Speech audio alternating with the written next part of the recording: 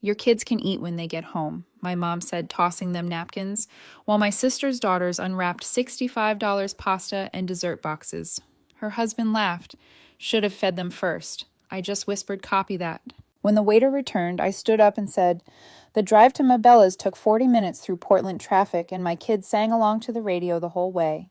Emma, my 7-year-old, kept asking if they had chocolate cake. Lucas, who just turned 5, wanted spaghetti with meatballs bigger than his head. They'd been looking forward to this dinner for 2 weeks, ever since Mom called to announce she was taking the whole family out to celebrate her 60th birthday at the fanciest Italian restaurant in the city. Grandma's going to be so happy to see you guys, I told them as we pulled into the parking lot. The restaurant had valet service, which should have been my first clue about what kind of evening this would become. Inside, the hostess led us through a maze of white tablecloths and flickering candlelight. My mother sat at the head of a long table, already holding court with my sister Jennifer and her family. Jennifer's daughters, Madison and Haley, were 12 and 10, dressed in matching designer dresses that probably cost more than my monthly grocery budget.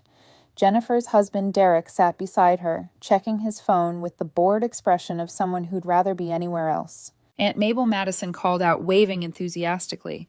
At least the kids were excited to see us. My mother looked up from her menu, and I watched her expression shift from pleased to something colder. Her eyes landed on Emma and Lucas, still in their school clothes, because I'd picked them up, straight from aftercare, to make it here on time. You made it, Mom said, her tone suggesting she'd hoped otherwise. I was beginning to think you'd forgotten. Traffic was terrible, I explained, helping Emma into her chair. Lucas climbed up next to her, his legs swinging happily beneath the table. Jennifer leaned over to kiss my cheek, her perfume so strong it made my eyes water. We've been here for 20 minutes already. Mom wanted to order appetizers, but we waited. That's sweet, thanks. I grabbed 2 menus from the center of the table and started looking at the kids' options. Everything was expensive, but Mom had insisted this was her treat. Splurge a little, Mabel, she'd said on the phone. You work so hard. Let me spoil my grandchildren. The waiter appeared a young guy named Trevor, according to his name tag. He had that practiced smile all good servers develop, the one that says he's seen every kind of family drama unfold over bread baskets and wine lists. Can I start you folks off with some drinks? Trevor asked. Mom ordered a glass of Chianti. Derek wanted a bourbon. Jennifer asked for sparkling water with extra lemon. I ordered regular water for myself and apple juice for the kids. Actually, Mom interrupted before Trevor could write it down. Let's just do water for everyone under 12. Juice has too much sugar. I felt my jaw tighten, but nodded. Emma's face fell slightly. She loved apple juice. Trevor took our drink orders and promised to return in a few minutes. Mom launched into a story about her recent trip to Napa Valley with her book club friends, a group of women who seemed to spend most of their retirement traveling to wine regions and complaining about their adult children. Jennifer hung on every word, laughing at all the right moments. And then Sandra tried to pronounce Cabernet Sauvignon, and the sommelier actually corrected her in front of everyone, Mom said, dabbing at her eyes with her napkin. It was mortifying. Poor Sandra. Poor Sandra, Jennifer echoed, though she was still laughing. Madison and Haley were showing Emma their new phones, identical rose gold iPhones that Jennifer had given them for getting good grades. Emma looked at them with a kind of longing only a 7-year-old can muster for a piece of technology. Maybe when you're older, I whispered to her. Trevor returned with our drinks and pulled out his notepad. Are we ready to order, or do you need a few more minutes? We're ready, Mom announced. She ordered a seafood linguine with lobster, the most expensive entree on the menu, at $85. Jennifer got the truffle risotto. Derek ordered a 16-ounce ribeye. Madison and Haley each asked for the butternut squash ravioli with brown butter sauce, which came in at $38 per plate. Then it was my turn. I looked down at Emma and Lucas. Can I get the spaghetti with meatballs? Lucas asked, his voice small and hopeful. And I want the chicken parmesan, Emma added. Please. I checked the prices quickly. $24 for the spaghetti. $28 for the chicken parmesan plus my own meal. Even choosing the cheapest option for myself, we were looking at well over $100 for the 3 of us. But Mom had said it was her treat, and this was supposed to be a celebration. The spaghetti and meatballs for him, I told Trevor. Chicken parmesan for her, and I'll have the margarita pizza. Before Trevor could finish writing, my mother's hand shot up. Actually, hold on. Everyone at the table went quiet. Trevor's pen hovered over his notepad. That's too much food, Mom said, looking directly at me. Kids their age don't need full meals at a place like this. They'll waste half of it. Heat crept up my neck. They're growing kids, Mom. They're hungry. Your kids can eat when they get home, she said, her voice sharp enough to cut the tension at the table. She grabbed 2 cloth napkins from the empty seats beside her and tossed them down in front of Emma and Lucas. Here, they can have bread from the basket when it comes out. I stared at her, certain I'd misheard. You're joking. I'm not paying for food that'll end up in a doggy bag, Mom continued. It's wasteful. Besides, children should learn to wait for proper meal times instead of constantly snacking. Jennifer shifted uncomfortably in her seat, but said nothing. Derek, however, let out a low chuckle that made my blood boil. Should have fed them first, he said, smirking at his phone screen. That's what we do when we know we're going somewhere nice. McDonald's stops are cheap insurance. Madison and Haley exchanged glances but stayed silent. Emma's lower lip started to tremble. Lucas looked at me with confused eyes, trying to understand why his grandmother had just denied him dinner. The waiter stood frozen, clearly unsure whether to flee or intervene. Other diners were starting to glance our way. I took a slow breath, my hands gripping the edge of the table.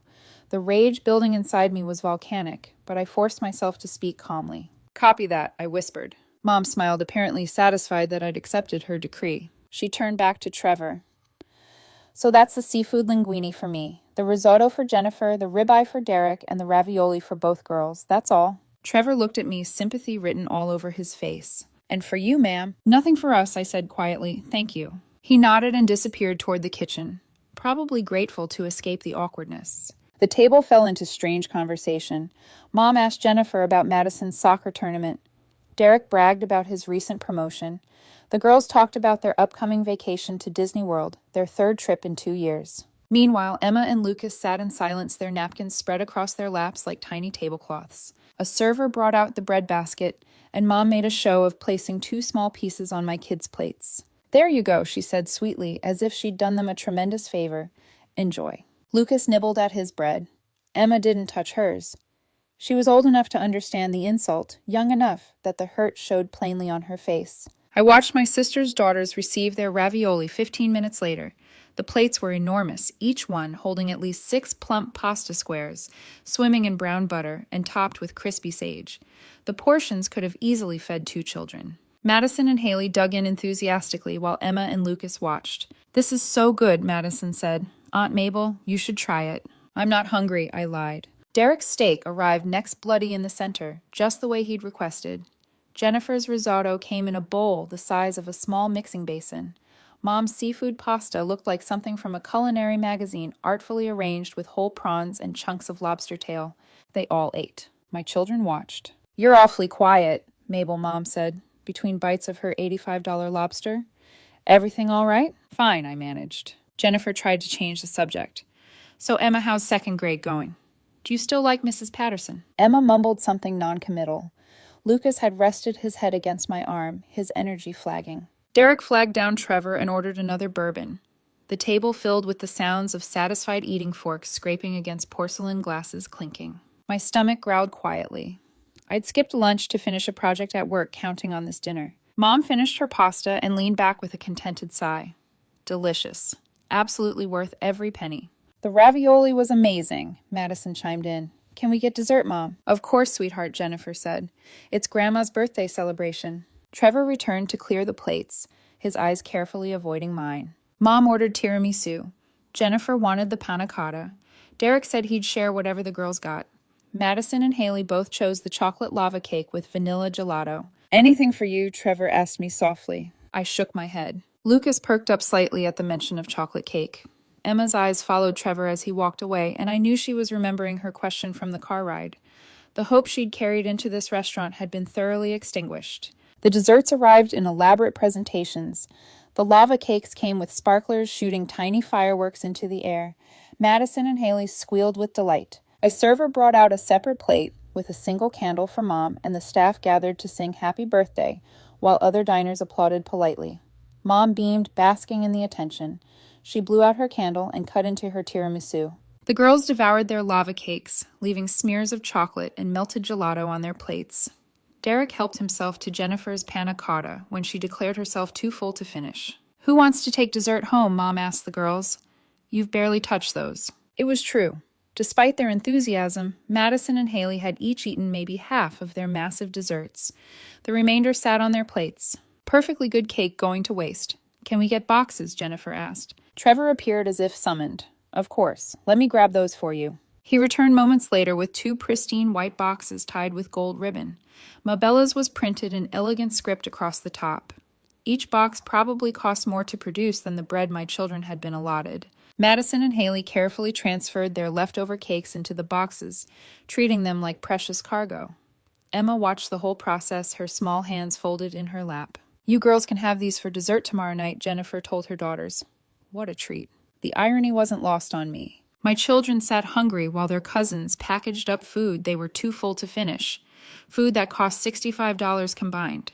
Food that would probably sit in Jennifer's refrigerator for 3 days before being thrown away. That's when the final thread of my patience snapped. I'd spent the last hour calculating the cost of the meals my mother had so readily purchased for everyone except my children. Calculating the number of times I'd swallowed my pride to keep the peace. Calculating how many times I'd let my mother treat my kids like afterthoughts while showering Jennifer's daughters with attention and resources. My mind drifted back to last Christmas when Madison and Haley had each received American Girl dolls with full accessory sets while Emma got a puzzle from the clearance rack at Walmart. Lucas had opened a package of socks, actual socks.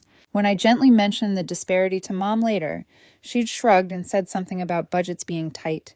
Yet somehow she'd found room in that tight budget for $300 dolls. Or the time Emma made the honor roll at her school and Mom barely acknowledged it. But when Madison got Student of the Month at her private academy, Mom threw her a celebration dinner and posted about it on Facebook for a week straight. The comments from her friends were effusive, praising Jennifer for raising such an accomplished daughter. Nobody mentioned that Emma existed. Jennifer had always been the golden child even before she'd married Derek and his 6-figure salary. She was the one who'd gone to a good college, who'd pledged the right sorority, who'd landed a corporate job with benefits and a 401k. I'd gone to community college while working full-time, scraped together an associate's degree, and ended up in medical billing at a small clinic. Respectable work, but not impressive enough to brag about at Mom's book club meetings. When Jennifer got pregnant with Madison, Mom had thrown her an elaborate baby shower at a country club. 75 people attended. The gift table looked like a boutique had exploded. When I got pregnant with Emma 3 years later, Mom hosted a small gathering at her house with sandwiches from the supermarket deli. 20 people came mostly out of obligation. The pattern had been there all along. I'd just gotten so used to being the lesser daughter that I'd started accepting it as normal. Started believing that maybe Jennifer did deserve more attention because she'd made better choices, climbed higher, married smarter. Started thinking that my kids should be grateful for whatever scraps of affection came their way from a grandmother who clearly preferred their cousins. But watching Emma's face as those dessert boxes were packed up, seeing Lucas try so hard to be good and quiet and invisible, something inside me finally broke. These were children, my children. They hadn't chosen which mother to be born to, hadn't selected their economic circumstances, or their zip code, or their school district. They were just kids who'd wanted to eat dinner with their family and had been publicly rejected for no reason, except that their existence reminded everyone at the table that I'd never quite measured up to Jennifer's standards. The rage wasn't hot anymore. It had gone cold and clear, the kind of anger that sharpens your thinking instead of clouding it. I knew exactly what I needed to do. Trevor approached with a check, presenting it to my mother in a leather folder. She pulled out her credit card without even looking at the total, ready to bask in the glory of her generosity. "Actually," I said, my voice cutting through the post-dinner chatter. "Hold that thought." Everyone turned to look at me. Trevor froze mid-reach. I stood up my chair, scraping against the hardwood floor. The sound seemed unnaturally loud in the suddenly quiet space around our table. "I need to speak with you privately." I told Trevor about the check. "Of course," he said, confusion flickering across his face. I followed him a few steps away from the table, close enough to the server station that we had some privacy, but still within view of my family. I could feel their eyes boring into my back. "I need you to split this check," I said quietly. "Everything my mother ordered, my sister and her family ordered, that stays on one bill." "Got it." Trevor nodded slowly, already pulling out his notepad. "Good. Now I need you to start a completely separate check. Put every single thing my children were denied on it. 1 spaghetti and meatballs, 1 chicken parmesan, the margarita pizza I ordered for myself, and add 2 of those chocolate lava cakes, the same ones my nieces got." "Okay," Trevor said, writing quickly. "I want all of it to go," I continued. "Full orders. Box everything. And Trevor, I'm paying for that second check. Just mine, not hers." Understanding dawned in his eyes. A small smile tugged at the corner of his mouth. "You got it." "One more thing," I added. When you bring those boxes out, I want them to look exactly like the ones you gave my nieces, the fancy white ones with the gold ribbon. The works. Absolutely, he said. Give me about 15 minutes. Perfect. I returned to the table. Mom was watching me with narrowed eyes. What was that about, she asked. Just clarifying something, I said, settling back into my chair and putting my arm around Emma. The service here is excellent, Mom announced to the table, signing her credit card receipt with a flourish. I'll definitely come back. Jennifer and Derek murmured their agreement. The girls were distracted by their phones again, their dessert boxes sitting between them like trophies. We sat in awkward silence for a few minutes. Then Trevor emerged from the kitchen, carrying a large bag. He approached our table with that same professional smile. Ma'am, he said, addressing me directly, your order is ready. He set the bag down on the table in front of me. Inside were 5 pristine white boxes, identical to the ones Madison and Haley had received, each tied with gold ribbon. The smell of fresh pasta and chocolate wafted up from the bag. Mom's face went pale. What is that? Dinner, I said simply. I reached into my purse and pulled out my wallet, extracting my debit card. For my children, I added, the meal they should have had an hour ago. You ordered food? Jennifer's voice climbed an octave. When? Just now. Everything we would have ordered originally plus dessert. I handed my card to Trevor. Thank you for accommodating me. My pleasure, he said, and he meant it. Mom's reaction was immediate and explosive. Her face flushed crimson, and she gripped the edge of the table so hard her knuckles turned white. Mabel Morrison, what do you think you're doing? Using my middle name, the ultimate maternal power move, like I was 12 years old again, instead of a 32-year-old mother of 2. Feeding my children, I said calmly. Something I assumed would happen when you invited us to a family dinner. Jennifer interjected her voice, taking on that syrupy tone she used when trying to diffuse situations. Mabel, honey, I think there's been a misunderstanding. Mom was just worried about waste. Was she worried about waste when your girls ordered $38 pasta they couldn't finish?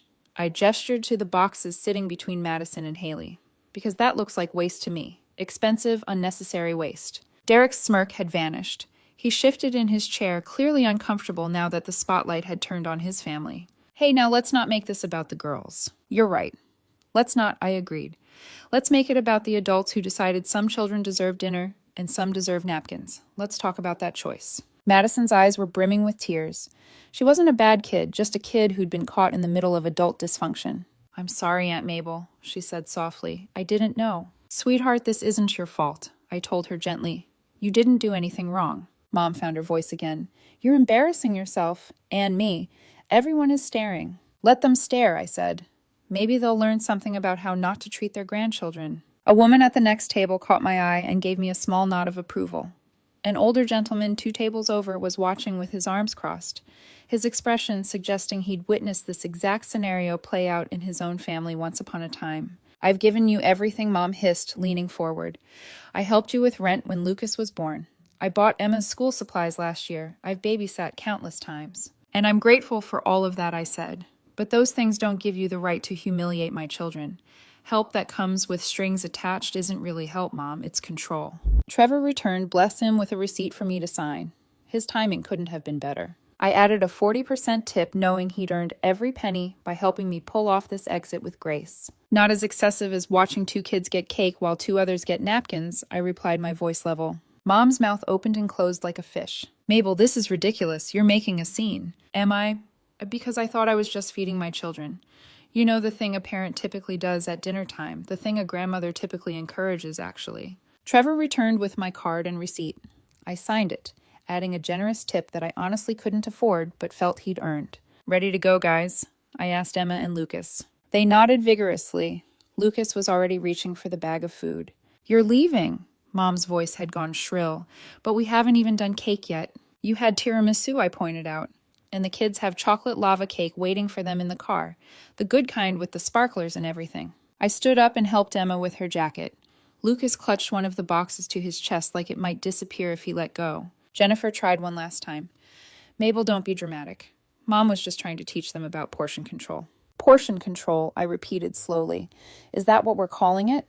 Because from where I was sitting, it looked a lot like favoritism, wrapped in a thin excuse about waste. That's not fair, Mom protested. I treat all my grandchildren equally. Do you? I picked up the bag of food, its weight substantial and satisfying in my hand. Because Madison and Haley got $65 worth of pasta and dessert, Emma and Lucas got 2 pieces of bread and a lecture. If that's equal in your mind, we need to have a serious conversation about math. Derek shifted uncomfortably. Madison and Haley had gone silent. Their earlier excitement evaporated. Even they could sense they'd been part of something unfair. I paid for this dinner, Mom said, her face flushed. I decided who got what. You absolutely did, I agreed.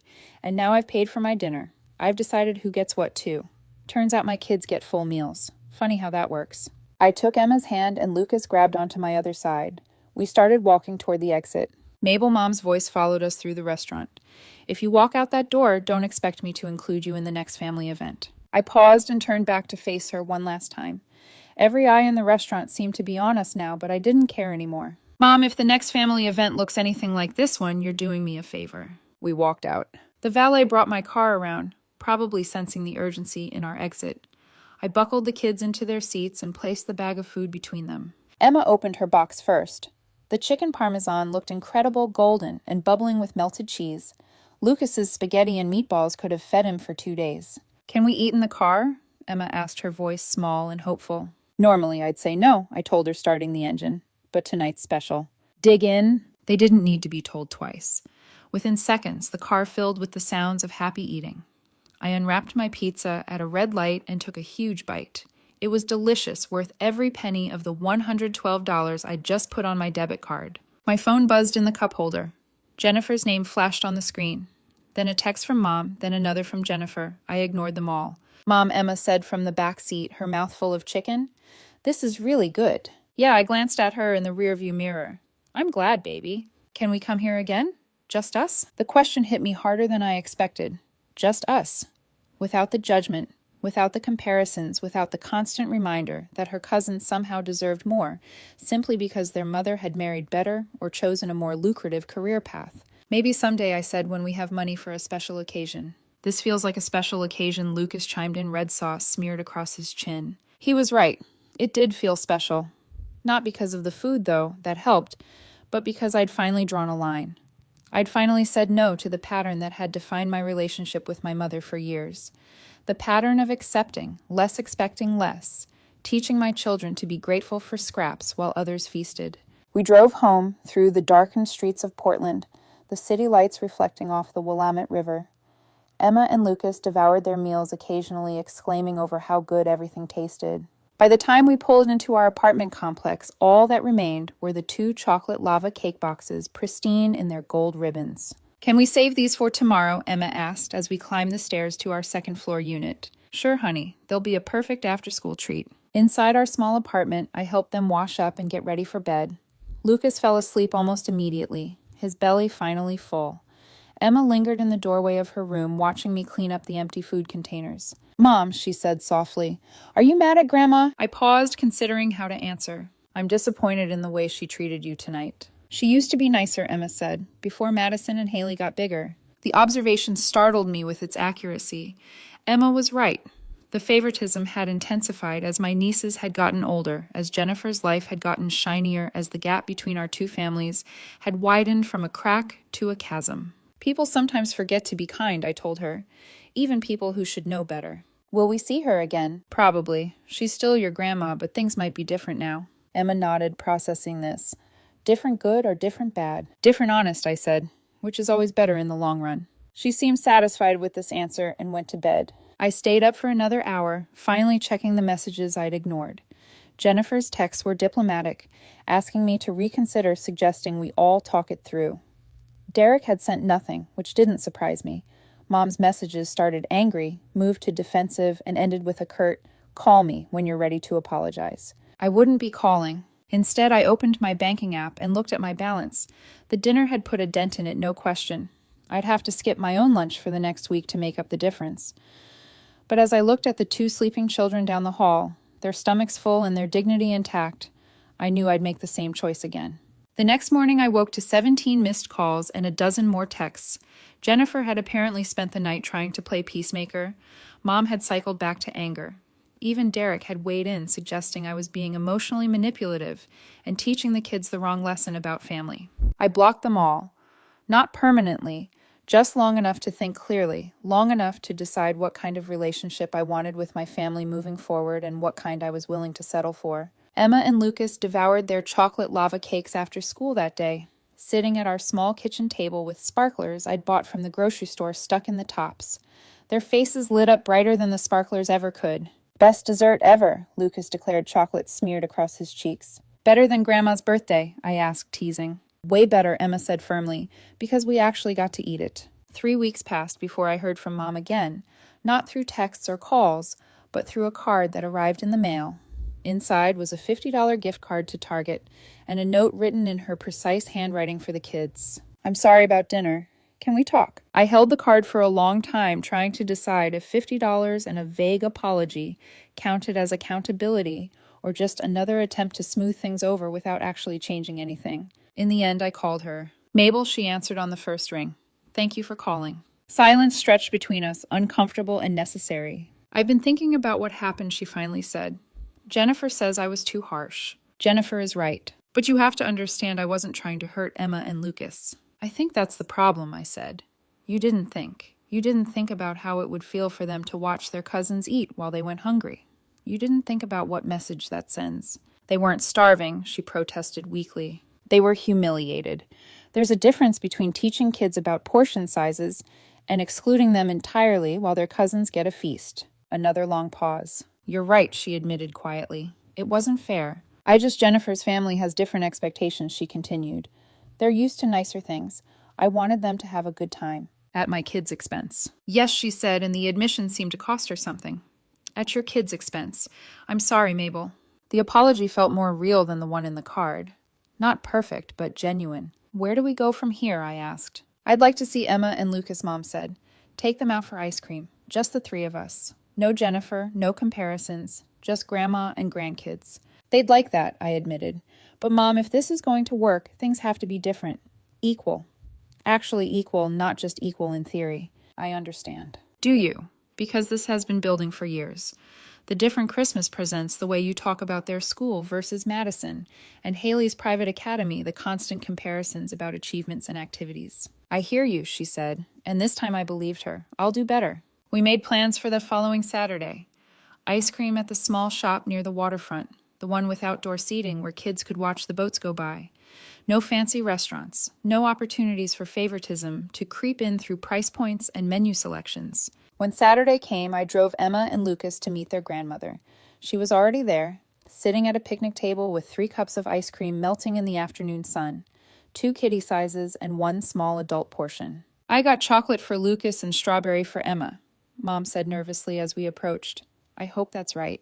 "That's perfect," Emma said, scrambling onto the bench. Lucas dove into his chocolate with enthusiasm while Mom and I sat in awkward silence. The kids chatted about school and friends and a science project Emma was working on. Mom listened, actually listened, asking follow-up questions and showing genuine interest. It wasn't a magical healing moment. Relationships don't work that way. But it was a start, a small step towards something healthier. Mom didn't mention Jennifer or her granddaughters once. She didn't compare Emma's public school experience to anything. She didn't judge Lucas's messy eating or suggest he slow down. She was just present, just a grandmother with her grandchildren sharing ice cream on a sunny afternoon. As we drove home later, Emma said, "That was nice. Grandma was different." Yeah, I agreed. She was. "Do you think she'll stay different?" It was the million-dollar question, the one I couldn't answer with certainty. People had patterns, habits that ran deep.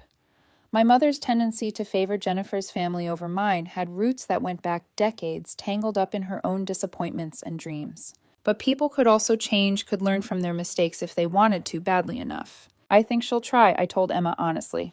And that's a good start. My phone buzzed later that evening. A text from Mom. "Thank you for today. Same time next week." I typed back a simple yes and set down the phone. Jennifer called the following day, wanting to know if we could all get together for Madison's upcoming birthday party. I hesitated, the memory of that restaurant still fresh in my mind. But Madison hadn't done anything wrong. Neither had Haley.